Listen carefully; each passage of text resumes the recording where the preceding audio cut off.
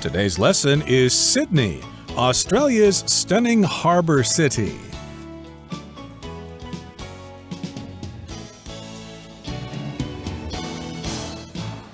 Hi, everybody. My name is Roger. And I'm Candice. And today, Candice and myself are going to continue talking about Sydney, which is a stunning harbour city in Australia. I think a lot of people think Sydney is the capital of Australia. Of course, it's not. I think Canberra is the capital. But, of course, there are lots of things to see and do in Sydney. And we started talking about Sydney last time. What are some things that we mentioned about Sydney in our last program, Candice? Well, we talked a little bit about the Sydney Opera House. We talked about the Sydney Harbour Bridge, some must-see sites. And we also talked about enjoying high tea in the QVB tea room, something that I would enjoy very much. Right, so of course you can take ferries there and you can climb the Harbour Bridge, check out the Sydney Opera House, and of course, as you said, you can enjoy high tea in the QVB tea room. But that's not all we're going to talk about regarding Sydney. There are other things to see and do in Sydney, Australia. So let's get to it, everybody. Let's learn some more by listening to the first part of our lesson, and then we'll come back to talk about it. To truly understand Sydney and its history, you'll want to visit the Rocks. This historic area was first inhabited by the Gadigal Aboriginal people and was later used by the British as a place to exile convicts. Today, you'll find over 100 heritage sites and buildings there. Visit the Rocks Discovery Museum, buy handmade goods at the market, or have a pint at one of the local pubs. There are also a variety of walking tours on offer, from Aboriginal culture walks to evening ghost tours.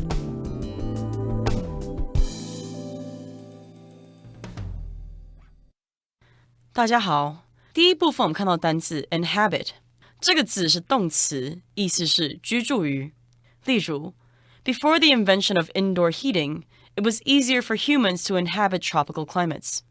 在发明室内暖气之前，人类居住在热带气候地区较为容易。或是 A small population inhabits the island chain. 那个群岛上有一小群人居住。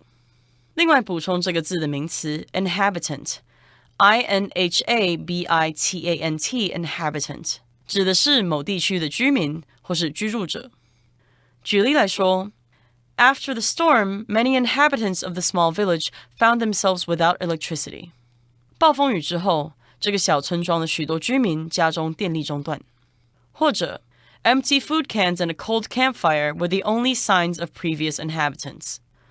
空罐子和冷掉的萤火是先前居民的唯一迹象。再来，我们看到单字 exile， 这个字是形容词，是流放、放逐或是开除的意思，像是That new government exiled the former president to France. 那个新政府把前总统赶到法国去了。或是 Stewart was exiled from his country, never allowed to return home. Stewart 被祖国放逐，永远不准再返回家乡。接着我们看到名词 heritage， 它的意思是具有历史文化意义的遗产或是传统。例如 Fritz traveled to Ireland to learn about his Celtic heritage. Fritz 去了爱尔兰以学习他的凯尔特传统。或是 Many believe that old traditions should be passed down as a part of our heritage. 很多人认为古老的传统应该作为我们一部分的遗产传承下去。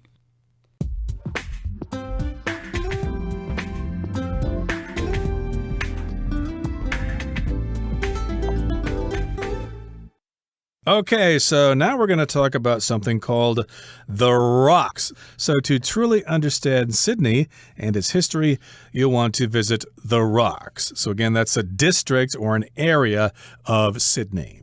Yes, and it's a really interesting district of Sydney because if you're like me and you're interested in the origins and the history of a place, you'd probably get quite a lot of information there. The article goes on to say this historic area was first inhabited by the Gadigal Aboriginal people and was later used by the British as a place to exile convicts. So quite a lot of interesting information right there. So we know from the word inhabited that this is where the Gadigal Aboriginal people used to live. So they were the first people who lived there, and that was their home originally. And then when the British came to Australia, they started using the place for convicts as a penal colony. We also talk about a penal colony. So they used it as a place to exile convicts. So when we exile people, I think probably the most famous example of exile would be for political reasons. Napoleon Bonaparte was exiled. Nelson Mandela was exiled. But these convicts had obviously committed some crimes in their home country of England, and they didn't want them in England anymore. So the punishment would usually be a jail sentence, or they would be exiled to one of the colonies. They also used to talk about transporting. So I'm quite interested in this because a lot of times people say that Australia is a nation of convicts. What does convicts mean? Convict means they've been convicted of a crime. So the verb is to convict, which means a court or a judge has found you guilty of a crime and is going to punish you either by executing you or sending you to jail. And of course, the person who has committed the crime is called a convict, and they're sent to prison. In this case, if you stole maybe too many scones or something in England or tipped over the Queen's tea, then you would be sent to Australia as punishment. You would be exiled there. You would be a convict. Yeah, there are lots of interesting stories about famous people in Australia whose ancestors were convicts. I think I read something about the Australian Prime Minister's ancestor having been exiled to Australia. So she was exiled to Australia at that time. So that's a really interesting story. And then, of course, you have all these other interesting TV shows like Who Do You Think You Are? And people learn about their ancestry and the history of their families. Right. And remember, of course, exile is the verb. Convicts were exiled in Australia. And oftentimes we use the phrase in exile. The former dictator is now in exile. The dictator has been sent to live on some island in the middle of the Caribbean Sea. Now, today, you'll find over 100 heritage sites and buildings there. So yes, that's describing the Rocks, this historic area where the Gadigal Aborigines used to live, but the British sent convicts there later. So, of course, it has a lot of history and a lot of heritage sites. Now, heritage means having to do with history and having to do with inheriting things. Of course, we all inherit the legacy of our ancestors or of the people who came before us. These are basically historic sites that you can check out, old buildings, old sites and stuff like that with lots of history to learn about. Yes, and the important thing about heritage sites is that they're not only important historically, but they're also often protected. So a lot of the times these important buildings cannot be knocked down. They have to be maintained and taken care of for a long time so that people in the future can also learn about the history of the place. And of course, here in Taiwan, there are lots of historic sites that are also considered heritage sites. That's right. So we can visit the Rocks Discovery Museum. We can buy handmade goods at the market or have a pint at one of the local pubs. Sounds interesting. I think that I would enjoy having a pint at one of the local pubs after a long day of sightseeing. Now, there are also a variety of walking tours on offer, from Aboriginal culture walks to evening ghost tours. Again, these are tours that you can join if you're interested in checking out the Rocks, which again is an historic area in Sydney. Okay, let's move on now to the next part of our lesson and talk about going to the beach if you're a beach bum. And no trip to Australia would be complete without catching some rays at the beach. Sydney's world-famous Bondi Beach is the definition of Aussie beach culture. The water is great for surfing and swimming, and nearby streets are lined with cafes, shops, and murals. If you enjoy hiking, check out the Bondi to Coogee Coastal Walk. Sydney's most popular hiking trail, the walk will take you through 5 fantastic beaches and features marvelous views of the ocean.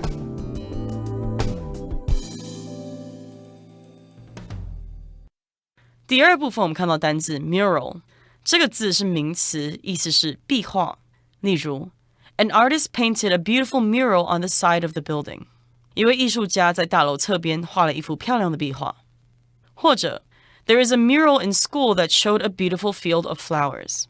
学校里有一幅壁画，呈现着一片美丽的花田。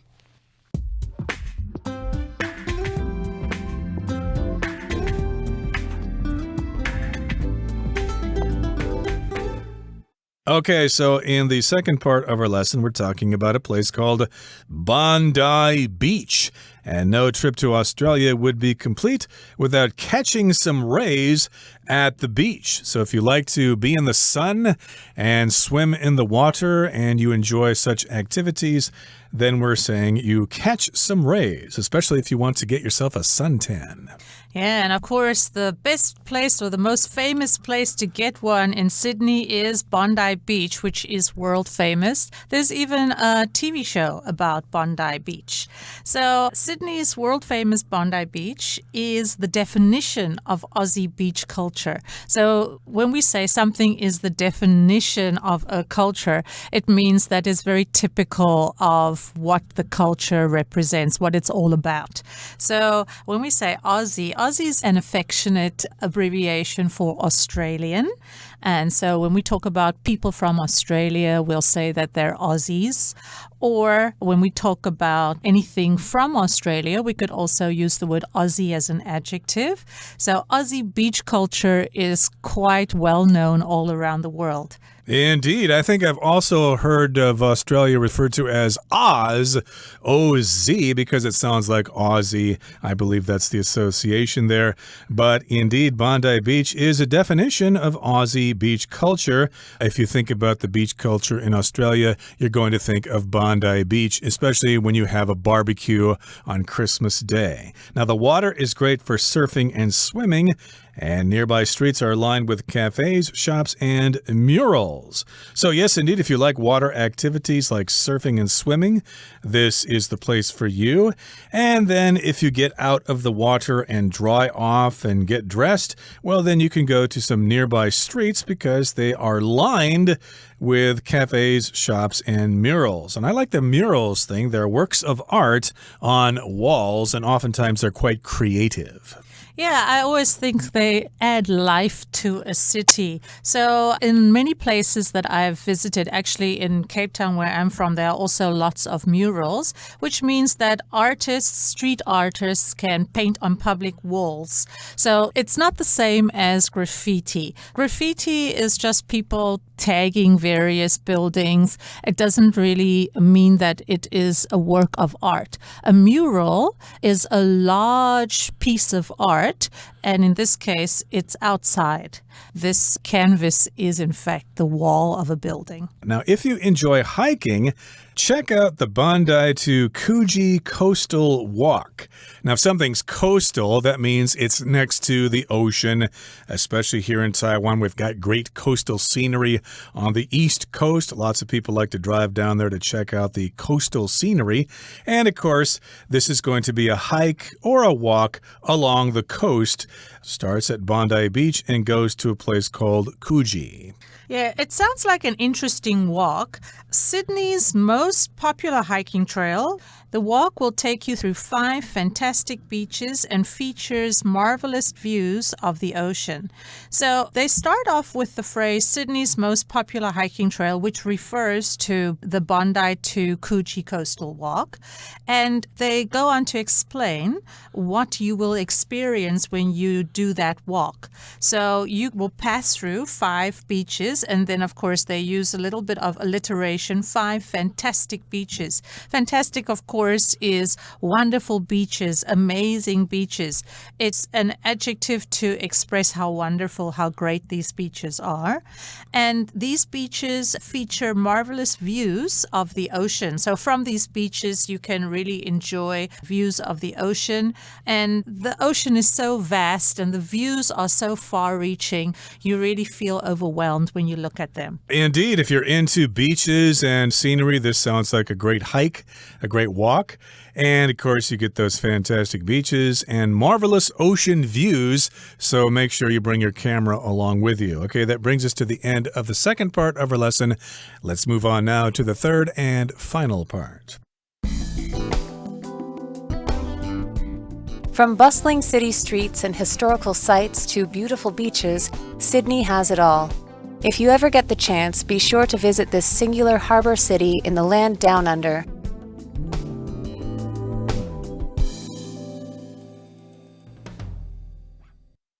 接着第三部分，我们看到单字 bustling。这个字是形容词，指的是熙熙攘攘的，或是热闹繁忙的。举例来说 ，You can find some nice food in the bustling night markets of Taipei。你可以在台北的热闹夜市里找到一些好吃的食物。或者 The bustling shopping mall was too crowded for Jane, so she preferred to buy everything online. Jane 觉得熙来攘往的购物中心太挤了，所以她比较喜欢在网络上买每件东西。最后我们看到单字 singular， 这个字是形容词，指的是非凡的、显著的或是单数的。例如 Senator Kelly's position was one of singular difficulty. Kelly 议员的职位是经历重重困难才得来的。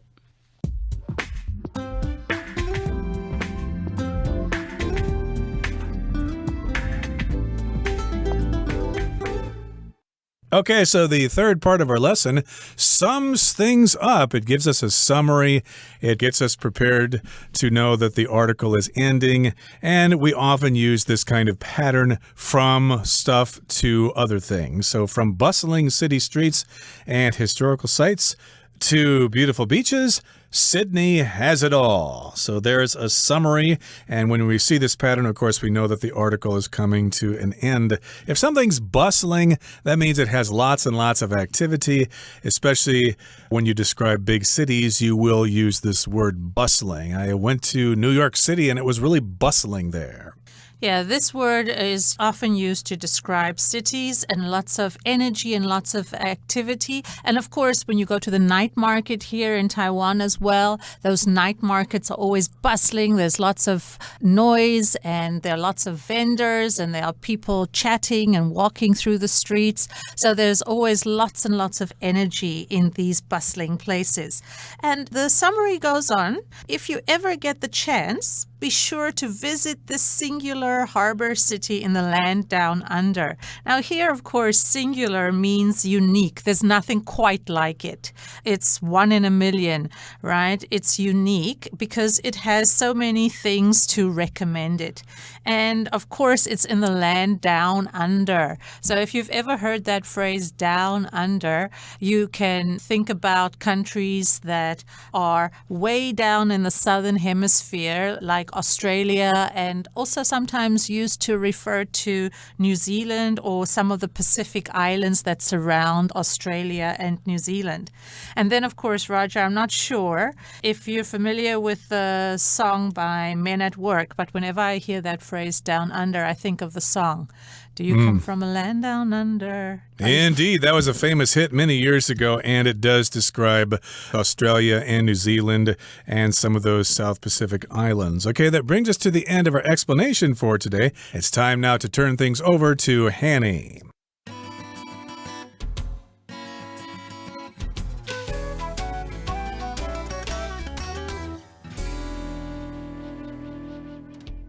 Hello 各位同学大家好，我是 Hanny。 我们来看今天的文法重点。课文第一部分的最后一句写道 There are also a variety of walking tours on offer. 还有提供各式各样的徒步旅游。文中它用到 on offer 是指可供使用的、提供的。那我们有时候可能会看到 so much on offer 就表示有许多可供，像是选择啊、娱乐或者是尝试等等的事物。举例来说，The local market has so much on offer. 这个当地市场有很多东西可以买。好，那特别注意 on offer 也可以用来描述这个商品它是特价的、特惠出售的，尤其是英式用法。好，再来我们看到课文用到 a variety of 加名词去表达各种的什么，各式各样的什么什么。Variety 的前面呢，也可以加上形容词 wide, large, great 等等。举例来说 There are a wide variety of food options on the menu. 菜单上有各式各样的食物可以选。好，那我们也来补充其他可以表达各式各样的说法。第一种是 a range of something, 它是指一系列的什么什么。那我们可以用 a wide range of, a whole range of,A broad range of 或者是 a full range of 加上名词去表达种类多元的什么，各式各样的什么。像是 The store sells a whole range of beauty products. 这间店有卖各式各样的美妆产品。好，再来补充第二个用法是，你可以用 all kinds of, all sorts of 或者是 all types of 以及all manner of 来表达各式各样的什么。特别注意我们刚刚提到这个 kinds, sorts, types 都是用复数形，可是 all manner of 这个 manner 在这个用法当中它固定用单数。举例来说 all manner of musical instruments 就是指各式各样的乐器咯。好，再来我们读到课文第二部分的第一句，他说 And no trip to Australia would be complete without catching some rays at the beach. 澳洲之旅少了在海滩晒太阳就不算完整了。好，这边介绍一个句型是 No ... is complete 或是 would be complete without 加上名词或动名词，也就是说没有什么什么就不算完整了，一定要怎么样怎么样才行。好，那这是双重否定的句型，我们用到两个否定词 no 跟 without 去表达出肯定的语义。而这个句型你也可以把它写成主词 is not complete 或是 would not be complete without 加上名词或动名词。举例来说 No birthday cake would be complete without candles，也可以写作 A birthday cake would not be complete without candles。 这个意思就是说啊，生日蛋糕少了蜡烛就不完整了，生日蛋糕一定要有蜡烛才完整才行哦。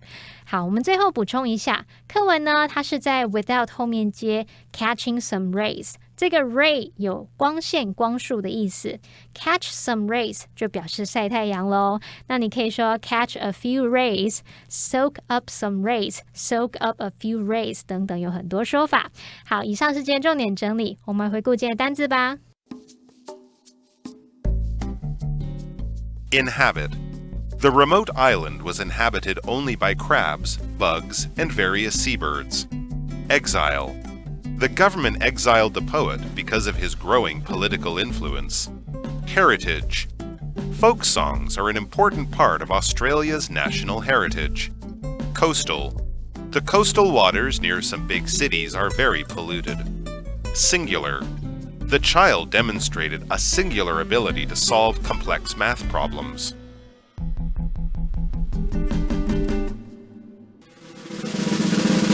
Discussion Starter starts now! Here's our discussion starter for today. Here's the question. Which site or activity would you most like to see or do in Sydney? I would most like to see the Sydney Opera House because it is really iconic and it is synonymous with what I have heard and read about Sydney. So I'd like to see it because I'm interested in architecture. Well, the activity I'd most like to do is browse the streets around Bondi Beach. I'm not a beach person. I don't like to hang out on beaches. I hate all the sand getting on my feet and in my swimming suit. But I do like the idea of checking out those cafes and shops, and especially those murals in the nearby streets. Murals, I love street art like graffiti and murals. Well, that brings us to the end of another edition of our program, and please make sure you join us again next time. From all of us here, I am Roger. I'm Candice. See you next time.